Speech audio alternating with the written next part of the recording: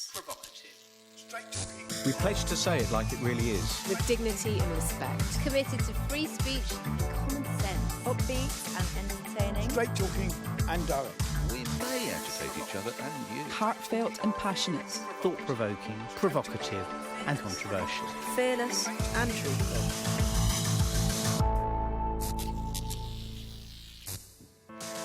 Welcome to The Pledge, the most exciting debate show on telly. We've heard lots of big talk about Article 50 and the Great Repeal Act this week. But under the radar, one of the architects of Brexit tweeted again for the first time since he was sacked. And what did Michael Gove have to say after 79 days of Twitter silence? Well, he's delighted that Ed Balls got through on Strictly, and he thinks Mrs Brown's Boys is, in his own words, pure genius. We've missed you, Michael. Joining us for the first time today is the writer and broadcaster Afua Hirsch, who's going to dare us all to call her a hypocrite. Nick wants to talk about the fog of war. Greg's delighted to see the back of Gorgeous George, and Michelle's talking about fags, booze and chips. As I sat in the hall in Birmingham, I had to pinch myself to make sure I wasn't dreaming. Putting British people first. Foreign doctors and students out. Companies forced to reveal how many foreign workers they employ. Of course, the British people are black, British people are Asian, and we are a proud rainbow nation. But that wasn't the dog whistle I heard at the Tory conference. The test should ensure people coming here are filling gaps in the labour market, not taking jobs that British people could do. Is it right to carry on importing doctors from poorer countries that need them, whilst we turn away bright home graduates desperate to study medicine? You train up local young people before you take on cheap labour from overseas. Listen, I agree we need to talk about immigration. But how can the government claim to lead a country that works for everyone when the message I heard was the old BNP slogan, British jobs for British workers?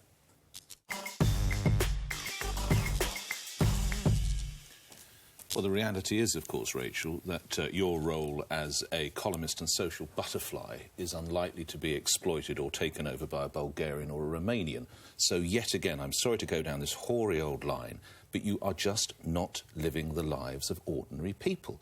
Your job, your husband's job, your job, does not depend on being in a factory and being a builder, being a carpenter, being a plumber, whose pay has either been absolutely decimated or pegged for year after year after year because of the arrival of these people.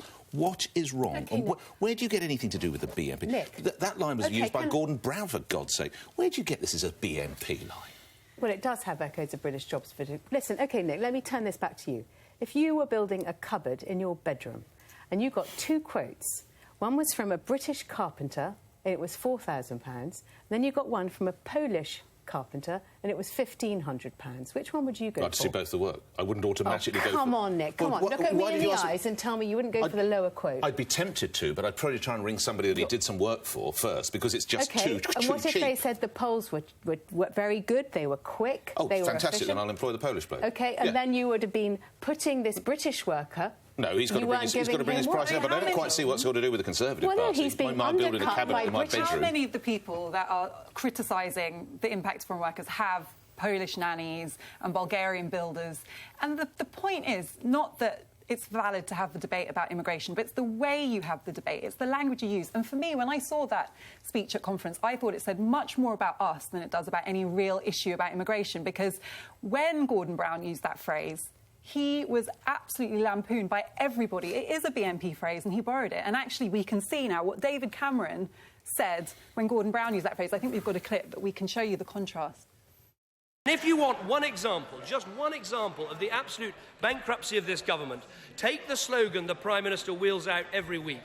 British jobs for British workers. Yes. I did a bit more research to find out where he got his slogans from. Here's one he borrowed off the National Front. Here's another one he borrowed off the British National Party. Yes. Where was his moral compass when he was doing that? How can it be that David Cameron asked where your moral compass is for bringing that up, and now, just a few years later, it's completely acceptable? All right, keep it your way. Keep it your way. Don't let British kids get jobs.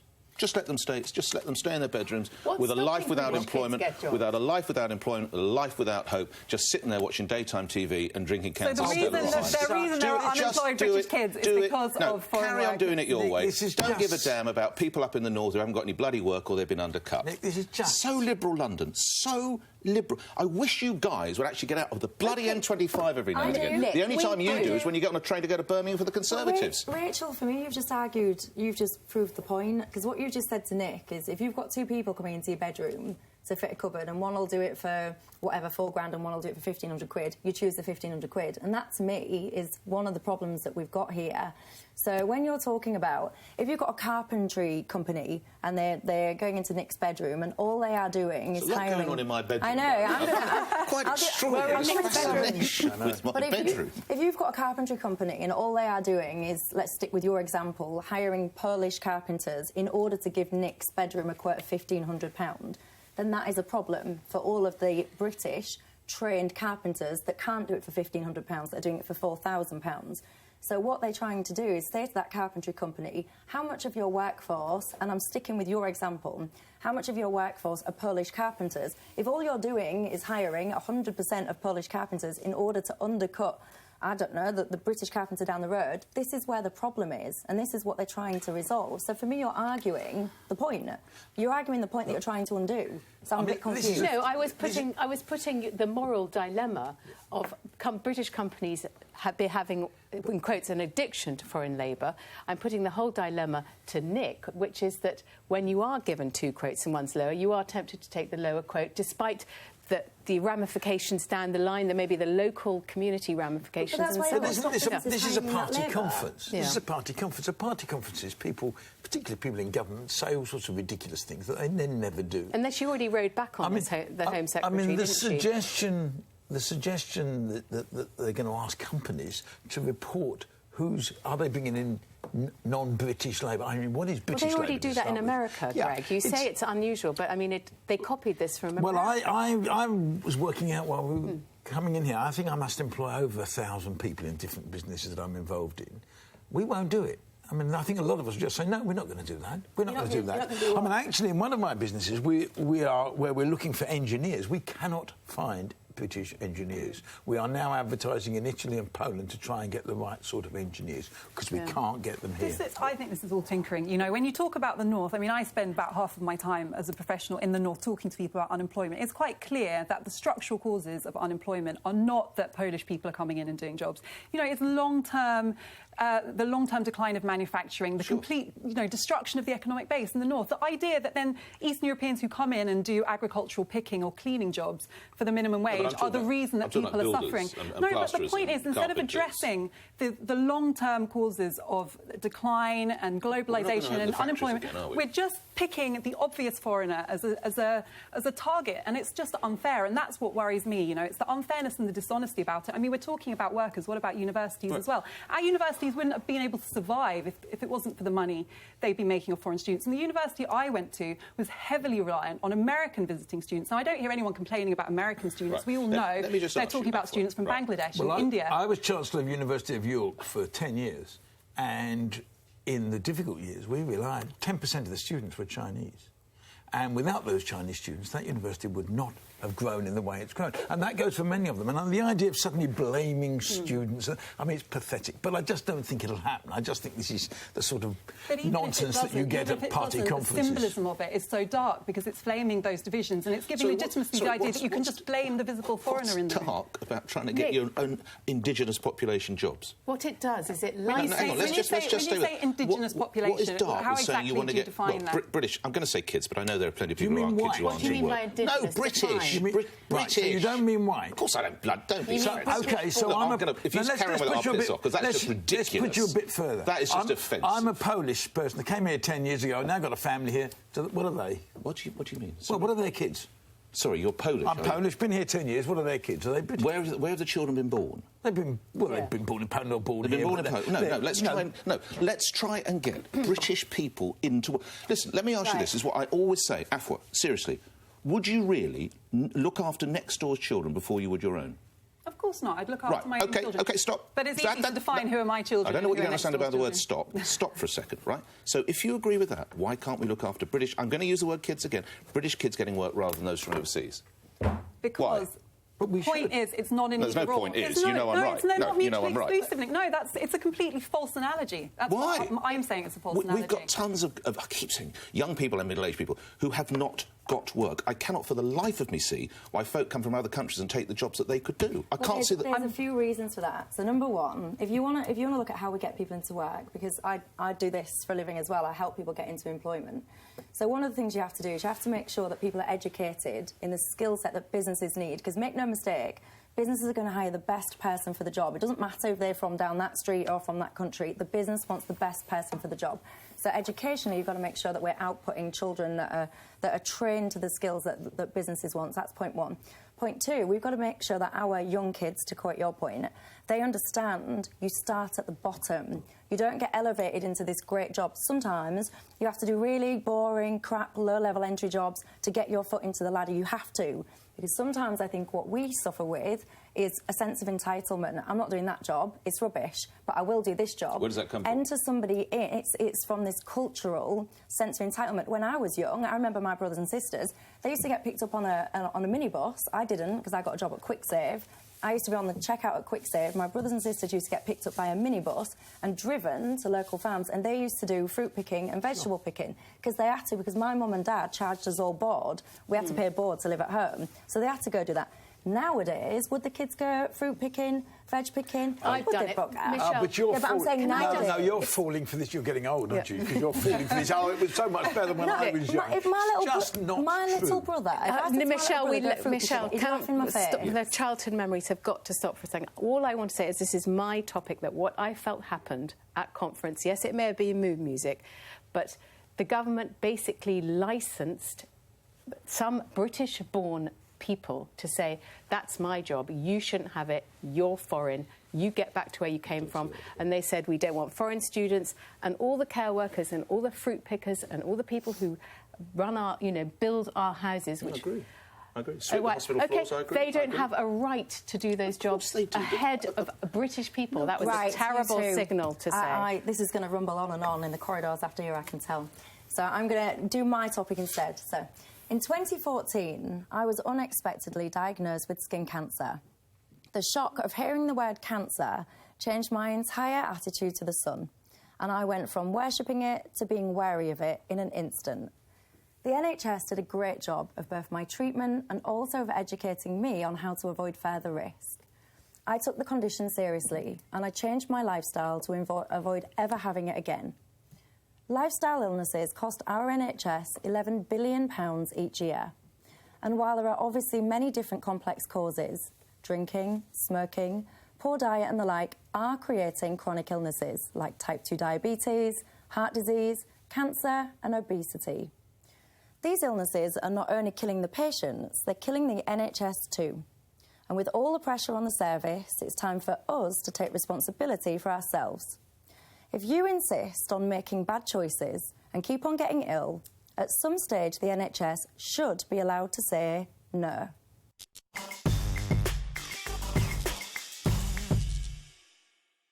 I agree, and I think that... Let's just stop there then. We're done. I don't think Greg will. I want to talk about obesity because Jeremy Hunt is absolutely bang on the money. Obesity is the fatberg that's going to sink an HMS Titanic. NHS, I mean, Titanic. We're all far too fat. If you look at newsreels of the 50s, have you noticed how skinny I don't know why you keep looking at me as you discuss it. No, you're lovely. Yeah, thank you. Yeah. £6.3 billion a year obesity costs, by the way. And you're right to say that, and there are some NHS trusts that are actually saying to patients who come in who are obese that you're going to go bottom of the list. You're not going to get preferential treatment if you present with a self-inflicted condition like obesity. Now, the Royal College of Surgeons has objected to this because they say the founding principles of the NHS are you treat people according to need. And therefore, if you have a hugely obese person coming in who desperately needs bariatric surgery, they should be treated. I have to say I'm with you on the strict nanny stroke bully state here. I think we're all getting far too fat. I think we need tons to be done about it.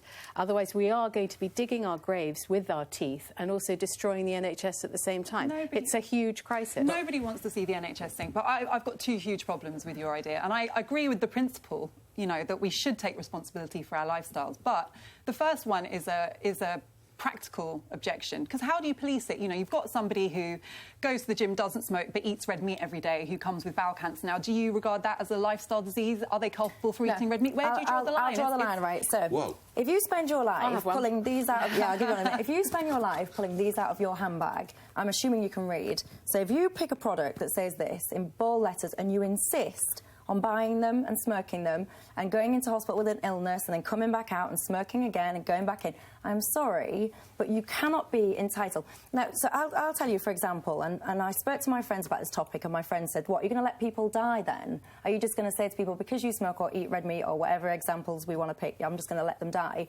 My response to that is simple. The NHS makes decisions every single day. I will fund that and I won't fund that.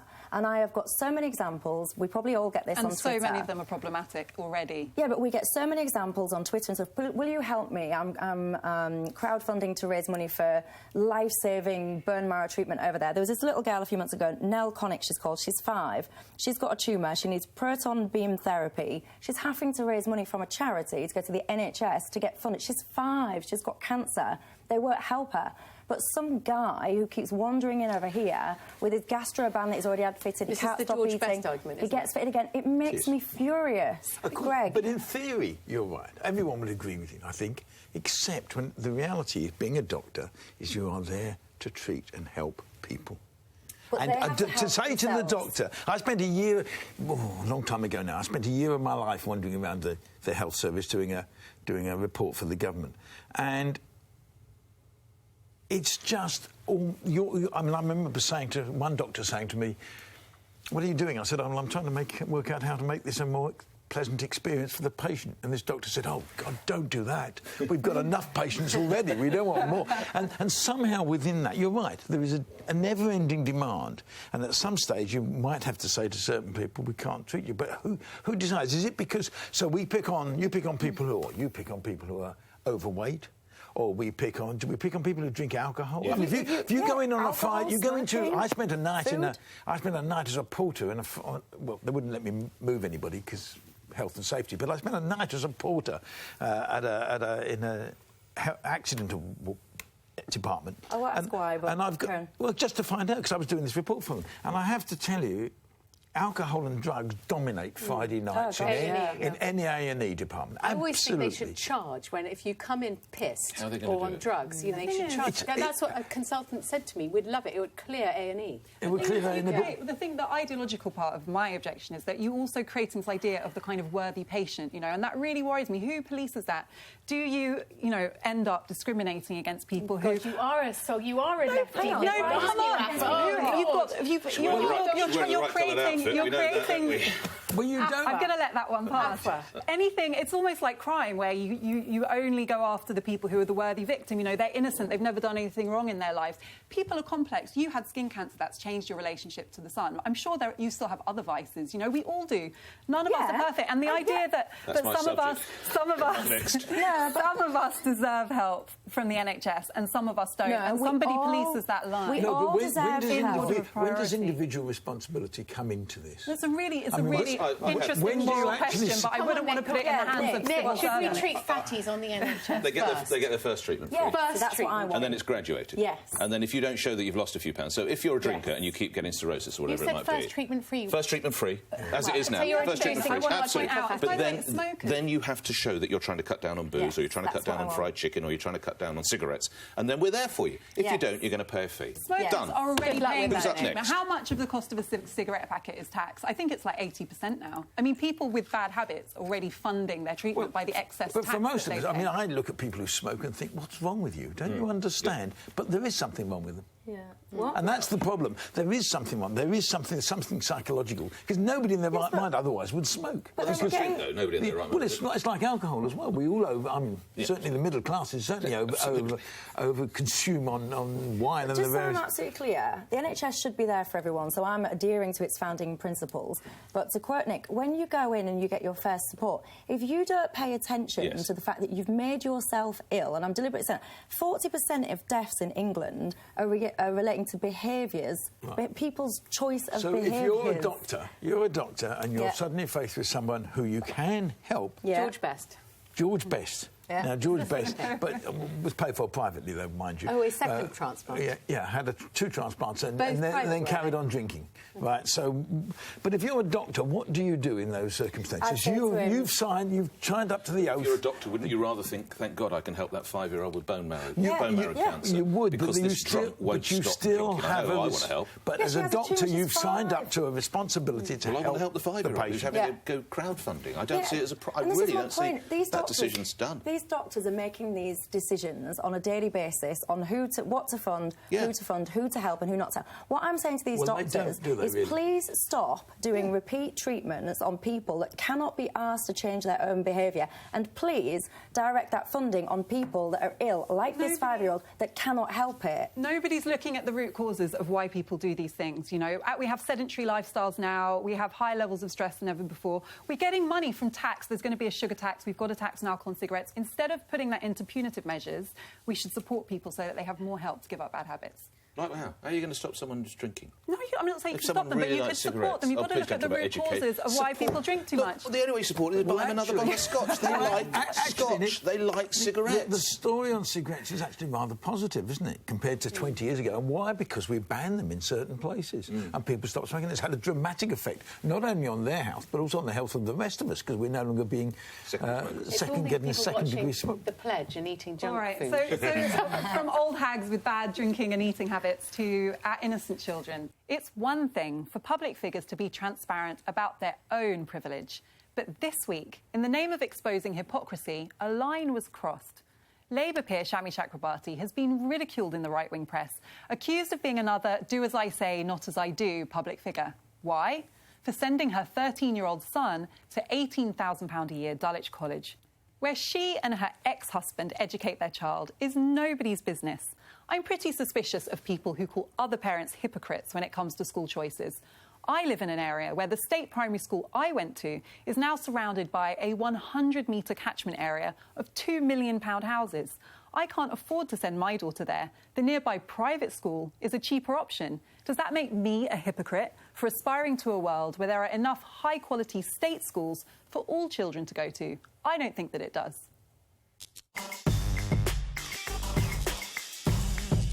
Well, I think that is a complete cop-out, if you want my honest opinion.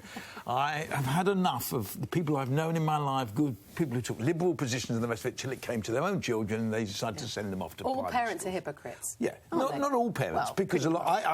My wife and I decided all our kids went to the local comprehensive school. Why? Because that's what we believed in. My point is, why do you draw the line there? I'm not saying I don't go into Shami Chakrabarti. She is not a political. She is not a. She is not in politics. She's never spoken about I do where go other for people Di think Abbott because Di Abbott was a politician. She put herself forward and then she said, "I'm sorry, the Hackney schools aren't good enough for my child." I mean, she they're good enough for everybody else's children. She herself admitted that was problematic because she's a constituency MP, so she should be held accountable. Just to underscore Greg's point, let's just quickly look at this fearsome foursome of Labour heavy hitters. Seamus Milne, who is, of course, Mr Corbyn's right-hand man, or should that be left-hand man? Diane Abbott, who you already mentioned, Greg. Stephen Kinnock, yes, son of, the daughter went to a fee-paying sixth form. And Harriet Harman, who I think was actually once acting leader of the party, son went to a grammar school in Kent. And just to underscore your point, Greg, as for Diane Abbott, that was at that time a £10,000 a year City of London school, very much on a par with Dulwich College, which Shami... And I totally agree. If Shami Chakrabarti was Shadow Education Secretary, if she was actually in any position... She might soon be Shadow Attorney General. I think that's unfair. But people who do one thing... Sorry, who say one thing and do another,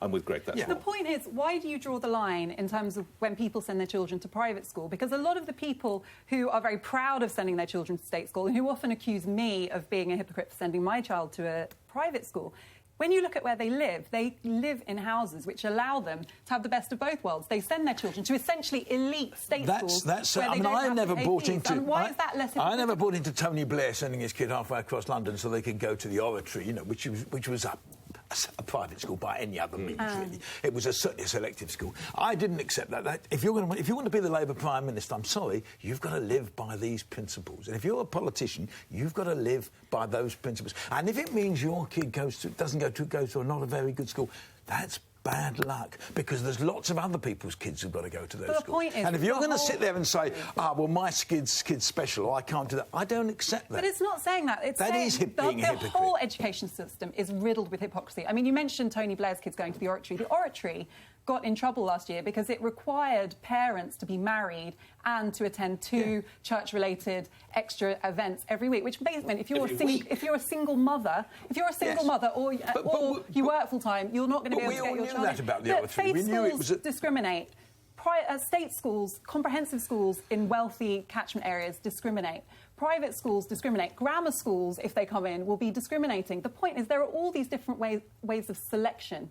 Now, I personally would like a world in which we don't have selective schools and where there are high-quality state schools that all children could go to. It's supply and demand. If high-quality state schools existed, people would send their children. But if you send your kid to the local school, if you send your kid to you would be in there, you'd be arguing for to get better. No, but you, the next one, whichever one. Yeah, but you'd be in there. You'd be part of the. Sure, you'd be part of the whole parent-teachers association. You'd actually get in there. You would put pressure, and it improves. If the middle class opt out, then these schools don't improve. It's a vicious circle, isn't it? I mean, I I'll accept that you are not a politician. You're entitled, therefore, to do what you want. I don't think that if you're a Labour politician. If you're a Labour politician, I mean, Neil Kinnock sent his kids to comprehensive schools in Ealing because that's where he lived. And perfect thing. It depresses me to see that his son is sending a daughter to Atlantic College.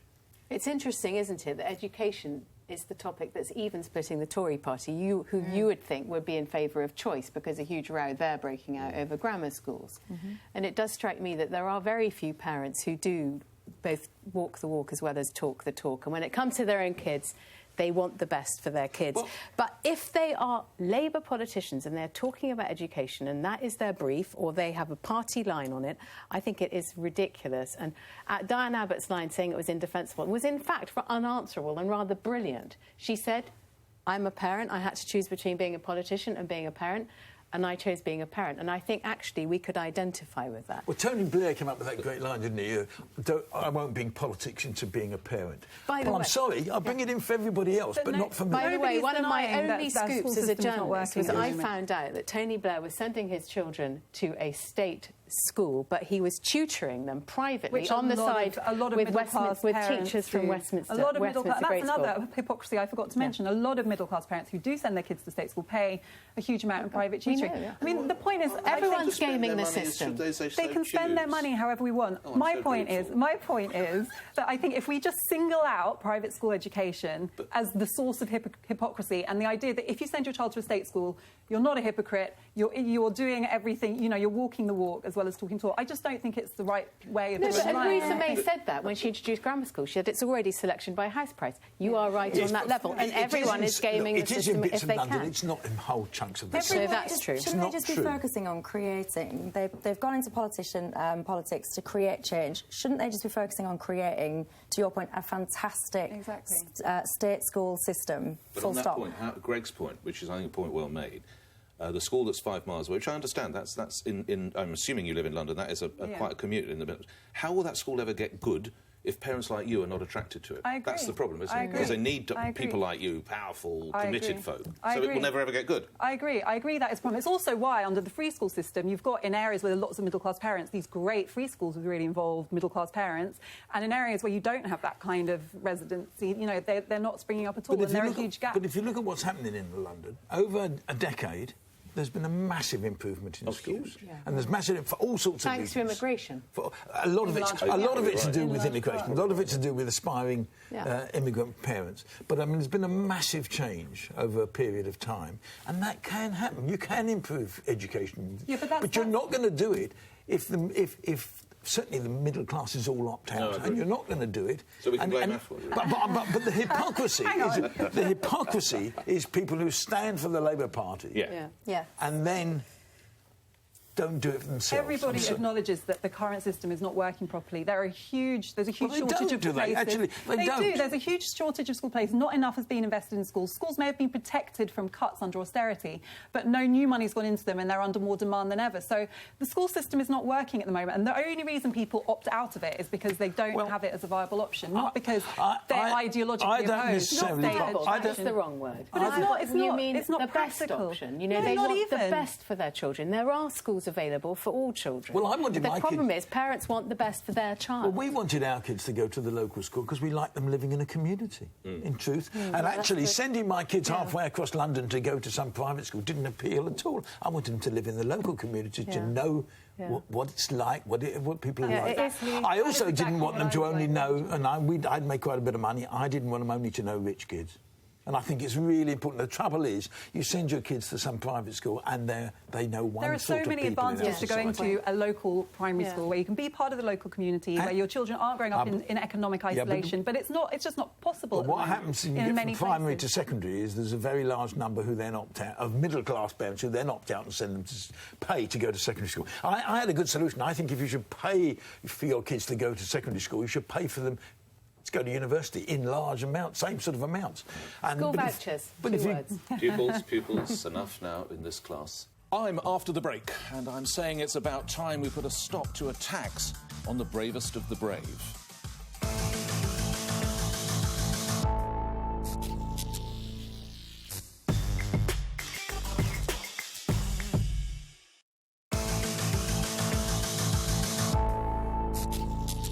Welcome back to The Pledge. Hopefully this won't be too much of a shock to most of you. War is a bloody, ugly business in every sense of the word. We ask enormously brave men and women to go into combat and put their lives on the line, regardless of whether they agree with the decision or not. If they're fortunate enough to return with their limbs and their sanity, how do we treat them?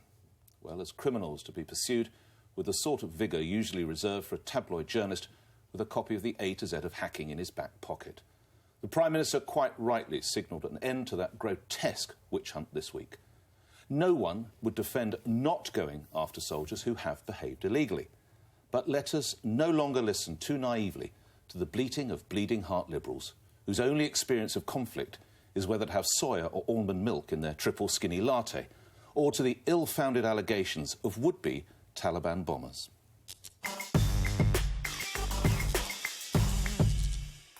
Nick, if this is simply the bleating of bleeding heart liberals, then why has the Ministry of Defence paid out £20 million in over 300 cases where soldiers have been found to have been carrying out abuses on the battlefield? Or do you think that once we're in war, there should be those cases have been without prejudice, so they would, rather than defend it, they have made the payments. And because so it will not be an acceptance you're of in a guilt position every to time. be able to say that that was an unfair witch hunt of those soldiers who are actually innocent? No, if I refer you to my earlier words, where someone has behaved illegally, of course it has to be pursued. How do you determine whether someone's behaved illegally or not if you don't have a legal process? Because we go the same way as the derogation that is enjoyed by France and the Czech Republic, which is that the Human Rights Act cannot apply in the battlefield. It is patently ridiculous. You have a situation currently, which the Prime Minister is addressing, that if, for the purpose of debate, Osama bin Laden was in the target of a sniper, and this is true, if he is unarmed, he's not allowed to take him out to shoot him dead.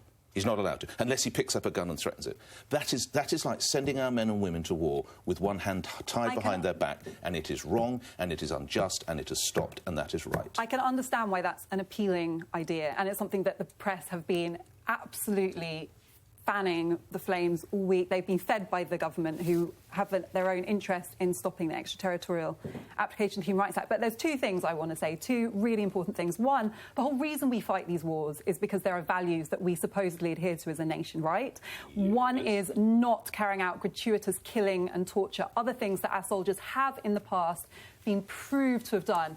Baha Musa, there are so many cases, Ahmed Ali, where we found it's been proved in a court of law that our troops have carried out something like that. And the second thing is, just quickly, the Human Rights Act, every name you bring, I can bring another one. The same application of the Human Rights Act in war has protected our troops when our government has failed them. And what the hell are you talking about? You think the Taliban play by the Human Rights Act? I'm not talking about the Taliban. I'm talking about soldiers like Jason Smith, who died of heat stroke in Iraq because the government failed. That's totally different. Failed to equip him. It's not different because it was the Human Rights Act that allowed his family to demand an inquest to show why if you want to trade he soldiers' had been names, failed by the Guardsman, and I want to get hit. This man was brave enough to go to battle, so I'm looking at some. Guardsman Martin McGing, who was 19, he was ordered to restrain looters in Basra in Iraq. Somebody ran away, jumped into a canal, and subsequently drowned. He spent 3 years on trial for manslaughter. He was a 19-year-old. This guy ran away. How can that be right? How can you support that? You keep giving me names. I give you that Guardsman. What about 15-year-old Ahmed Ali, who was thrown into a canal and watched drown by our troops, which the court said was completely unnecessary and a violation of his right. It does appear that there have been some legal firms who have been acting almost as ambulance chasers. We'll know when we speak. And it's clearly that was wrong. I mean, the idea, and there are some suspicious events around what they did, but there's obviously, I mean, you can't have it both ways. What do you mean? Well, first of all, you're saying, well, when there is a real case, it needs to be chased. It needs to be prosecuted. But then there's the Geneva Convention. How do you... Like the guy who said shuffle off the mortal coil, he said, I've just broken the Geneva Convention. Far better, of course, would be not to have invaded Iraq in the first place, wouldn't it? Because then we wouldn't have this problem. I mean, we should stop going... I mean, we're not very good at going to war, really. I mean, we should stop, But this is a cost of going to war. When you decide to mount an illegal invasion, this is one of the costs that you have to factor in. It is. If they're found to have been... Some of these guys, and women, actually, are highly honoured and decorated. They're being arrested at dawn as if they're some journalists. The vast majority of our troops are not being pursued in the courts. The vast majority of them are behaving decently and honourably. But the point is that if we don't hold the few that don't to account, we're sending a signal that we as a nation are willing to tolerate people wearing our uniform who go out and abuse people. And if a minority do that, they have to be held to account. Can I just come in, please? If I think about the role of a soldier, if I just strip it right back to basics, their role is to protect lives. It's to protect the lives of themselves and the lives of others. That's primarily their role. Yeah, Interesting. I think that they have to protect life. They're not there to just randomly go around killing everybody. Yes, but to me, they're going out. They're going to have split-second decisions, literally split seconds. None of us are trained to understand what that is like. And you're in this battle scenario. They've got their training. They've got their discipline. They have to protect the lives of their troops, or they have to make a split-second decision. Yes. If you add into the mix the fact that whatever you decide to do right in that split second, there's a chance that when you get home and you're settled into your life once again, you're going to be pursued in the court, you're going to affect those split-second decisions. And I think that is wrong. And that doesn't mean that I want soldiers running amok, doing whatever they want, because to Rachel's point, you have the Geneva Convention, you have, laws in all various different countries, you have criminal laws and all the rest of it. But I just think that adding this extra layer of this Human Rights Convention on is adding this pressure which will affect the split-second decisions of soldiers, and I think it's wrong, and for that reason I agree with you. And we're following of other European... One sentence, such as Portugal, Spain, France, the Czech Republic, all have this derogation, and that's why I'm saying it is right. I don't think it's optional. War is a Can I just tell you thing. something that's happened since we have become part of the ECHR, where you can sue soldiers for actions on the battlefield. They don't have automatic combat immunity, which is we've had lawyers going into places we have been in, like Iraq or Afghanistan, not just, and going into villages and saying, have you had any bad experiences with British troops? And then some of the soldiers are even being prosecuted because some of the villagers said, yes, they were disrespectful, they were rude. It wasn't even as bad as, killing somebody. I'm afraid I heard the legal system from somebody, was from that a simple, former not because of those cases. Defence Minister. The point is, there are safeguards within our legal system. You can't just march into the High Court and demand a judicial review. You have to get permission. It's so hard to get permission to even bring a case to court that only, I think there have been 5,827 claims since 2012. How many overall, handful. And handful of convictions. Now, I know you're going to say they're buying them. I know what you're going to say. The point is, none of us know. I can tell you as a fact that the vast majority of cases that are brought never make it to trial. Judges throw them out. So the idea, if lawyers want to go to war zones and ask people, that's their risk. The majority of them will never get anywhere, and they'll lose. This guardsman was accused of manslaughter. It's not that easy. This guardsman was accused of manslaughter because the bloke ran away and jumped in a canal and drowned. I've just told you 3 cases where it was proved that our troops tortured or abused people in violation of their rights. You rely for your research on the Daily Mail. Got a problem with the Daily Mail? Well, they've never knowingly let the facts stand in the way of the prejudice. Hold on, this is written by Colonel Richard. This article was written by Colonel Richard Kemp, who commanded British forces in Afghanistan and Iraq. It's better you know. It's interesting you know better than Colonel Kemp. Well, Colonel Kemp is going to defend his people, as he would. He's no longer in the military, so, you think he's lying? I don't think he's lying, but I think there are more facts about that particular case that I've read. It's clear that for every case you've got, there's a counter case. You know, there are cases where soldiers have been taken to court and they've been acquitted. The case has failed. There have been cases where they've been found to have committed abuses. Why can't they just it's so important. I think it's an existential issue for our nation that we hold ourselves to account. If we do commit those kind of atrocities. This isn't France, this is Britain. We helped draft the Human Rights Act. We helped draft the European Convention on Human Rights after the Second World War because we said a world in which there are not strict human rights standards everywhere is a world where the Holocaust can happen. We need to prevent that from happening again. And we've all forgotten that. We've all forgotten that. And now we're saying that it's inconvenient. Let's just put that principle aside. Have you ever been on a battlefield? Yes, I have. I've been in Belfast. Have you ever been on a battlefield? I've been in a war zone. Yes, I have. OK, so in Northern you think Mali. you can play by those rules, do you? I think that they rules exist for a reason. I'm not saying war isn't horrible, it brutalises people. Do you know 5% of all criminal cases in this country are soldiers who've come back from war, and for whatever reason, whether it's post-traumatic stress, whether it's the violence that's been inculcated in them, they are committing offences. It's not easy to reintegrate back into normal civilian life. I don't think that is a reason to just put the law to the side. It's me next. And George Osborne might be travelling more cheaply these days, but in my view, he still has a lot to answer for.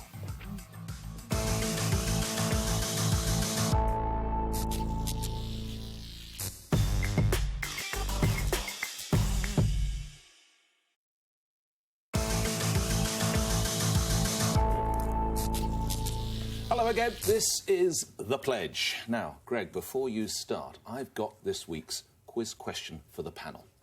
Which has the longest lifespan? A, the mayfly, B, the drone ant, or C, Diane James? Any idea, Greg? Oh, Diane James. You're absolutely right. Diane James. She lasted a full 18 days as a UKIP leader. The drone ant survives 2 weeks. The mayfly, 1 day. About the same as Michelle Dewberry's New Year's resolution to give up drinking. Yes. Or Sam Allardyce's role in at the FA. Anyway, it's me. So after 6 years of austerity, the government, in the shape of the new Chancellor, Philip Hammond, has decided that more pain isn't necessary after all. Remember, George Osborne's original aim was to aggressively cut public spending so the nation's books were balanced by 2015. He missed that by a mile. Then, when it was obvious that he couldn't hit his original target, he changed it to 2020.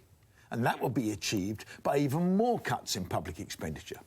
Again, all the signs were he had no chance of achieving that either. Now the plan to balance the books by a set date has been abandoned altogether. So having decimated local government, hacked the budgets of hundreds of publicly funded organisations, cut benefits to millions and damaged the lives of the poorest in this society, the government has, belatedly, decided it was the wrong policy. Thanks a lot, George.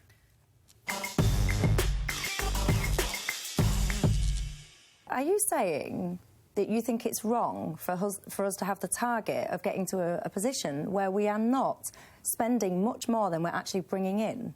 Well, it depends where you are in the cycle, in the economy.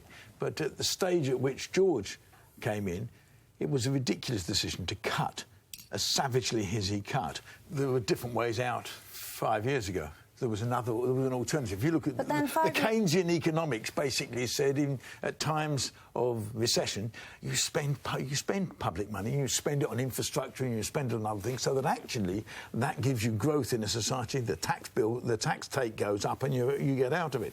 They went exactly the opposite way, which just keep cutting, cutting, cutting. And the trouble is, it hasn't achieved what they set out to do. But even Ed Balls, if I remember rightly, they both had the same strategy of trying to get to, cut the deficit, get to a surplus, stop the, start cutting the debt. Both parties had that same view. So this isn't just a Tory vision and a Tory dream. It was a coalition view. But if you listen to what Nick Clegg now says, and I read it to you, he said, welfare for Osborne was just a bottomless pit of savings.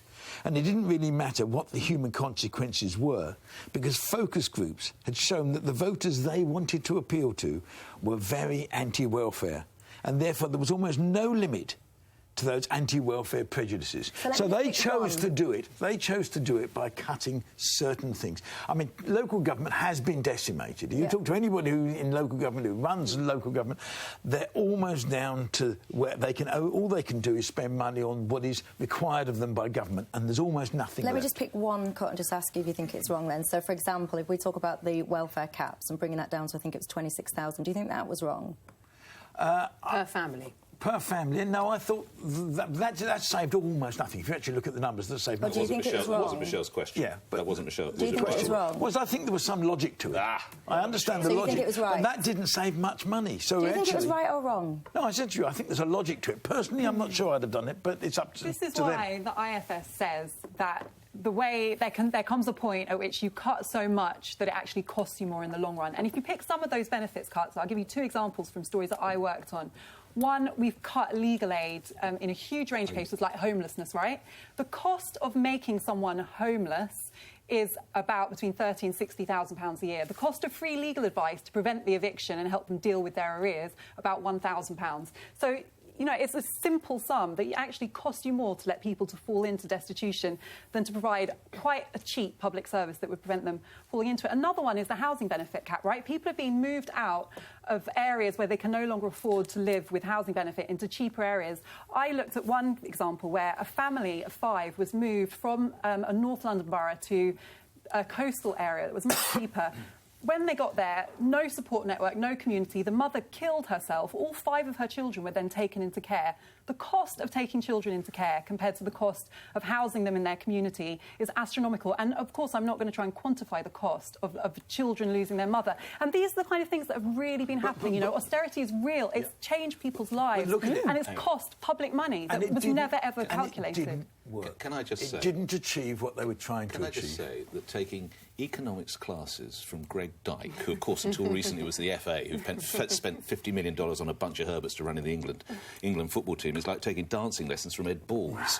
If you will accept that's one of the reasons why, when the Labour government, last left, the note was there's no money left in the till. Partly global recession, I know, factors beyond their control. Partly because they adopted some of the tactics that you want. They spent money they did not have. You can't run your own life like that. Why do you think you can run a government like that? But the trouble is, it didn't work. You remember they were going to balance the books by 2050. No, but you had to do something. But logically, you would have spent more. I mean, the Keynesian economists would have told you spend more money on which is exactly what this government is now going to do. That's supposedly what we'll hear in November. They're going to borrow cheap money to invest, cheap money, which is what you like, which is Keynesian, and invest in infrastructure, and that will get more people in work, get them earning more money, paying more tax, and it'll they could have done that in the beginning and saved some of the pain that they've caused. They're not restoring the welfare. I think Michelle's point was a really, really good one. That £26,000 cap per family. Important to say that. Yeah. That speaks to a culture that needs to be addressed. Sure. Because I think it was George Osborne's words, that there is a culture of living on benefits. But that's second and third generation. And that must be addressed. It must be addressed, but it's not necessarily anything to do with economic policy, right? Because it didn't save a lot of money. The real truth is what they needed to do was to say, how do we get this economy growing again? How do we get it growing faster? How do we get more people in work? And how do we get them earning more money so they're going to pay some tax? But does the Keynesian model allow for global recession, which is what was also at the same time? So you've got global recession, I don't think it does it? No, but if you go back to the 30s, where we did adopt the Keynesian model to get out of the recession... You were just reaching retirement in the 30s, yeah, I was in my youth. In the 30s, it worked, and it worked partly because I have to say because of the Second World War, which was the boom. It was an incentive for demand, but somehow We should be saying, look, this is what you told us. You told us this is what was going to be achieved. But Greg, is there any and they point failed. I'm not quite sure where you're coming from on this. Are you crying over all the spilt milk and all the... Wait. Sorry. And over the fact that austerity was pointless? Or are you angry about the fact that you think a Tory Chancellor is now abandoning austerity? Because I don't think this Tory Chancellor is remotely abandoning austerity. What he's doing is what he calls it is a fiscal reset. He knows, because the IMF has said, that actually you need to spend for growth, and he is going to invest. But I don't think you're going to see any reversal of the benefit cuts and the paring down of local government or anything like that. But I mean, we're going to see some infrastructure work. And just yes, but that's what we could have done 5 years ago. You know, Nick, what you mentioned about this whole idea that intergenerational dependence on welfare, you know, the figure shows it's actually a tiny number, and the cuts that were made were to working tax credits, remember. That's hitting low-income working people. It's not people who sit at home living off public money. So the idea that it's this culture of laziness and not working and dependence on benefits, why do working people even need tax credits to be able to make ends meet? The reason is that income is too low. So I think the idea that we should expect low-income workers to pay the price of austerity, and now we've all acknowledged it didn't even work. Nobody is really taking stock of that. We don't know what state we might have been in. It has come down to 90 billion from 145 billion over a 4-year period. So that's not bad. Those figures. Say those figures again. Well, from 145 to 90 billion. That's incredible. 154 billion to 90 billion. So George did a bit of good. OK. I still think I'm right. The Prime Minister asked many big questions at conference, including, can Boris Johnson stay on message for a full 4 days? Well, he did, just about. In fact, the 3 Brexiteers are confident they're up to the job. All for one and one for all. Brexiteers are always ready. All for one and one for all. Helping everybody. All for one and one for all. It's a pretty story. Sharing everything with fun. That's the way to be. We cross our fingers and pray that we can find our way. We bring our beer and swear it's all okay. All for one and one for all. Brexiteers are always ready. All for one and one for all. Helping everybody. All for one and one for all. It's a pretty story. Sharing everything with fun. That's the way to be. Now, you two both went to the Tory party conference. I think they didn't have to go. Do you think those 3 Brexiteers actually get on in any way at all? You'd know, but I defer to Rachel. Oh, Lord. Come on. I don't think they're going to be spending Christmas achieving together. Well, that's it from the Brexiteers, and that's it from us. Head to our Facebook page or follow us on Twitter to say which of us has got things right, and tell us all the ways that Nick's got it wrong. See you next time.